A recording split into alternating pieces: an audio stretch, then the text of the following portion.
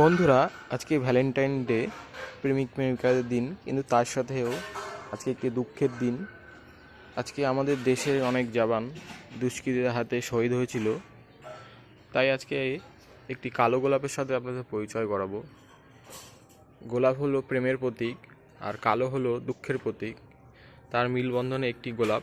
দেখুন, এটার নাম হলো ব্ল্যাক ব্যাখেরা, ডাচ ভ্যারাইটির একটি গোলাপ। কত সুন্দর ফুলের শেপটি দেখুন। দেখুন, তার সাথে আরও কড়ি উঠেছে, মাঝখানে একটি মাত্র ফুল।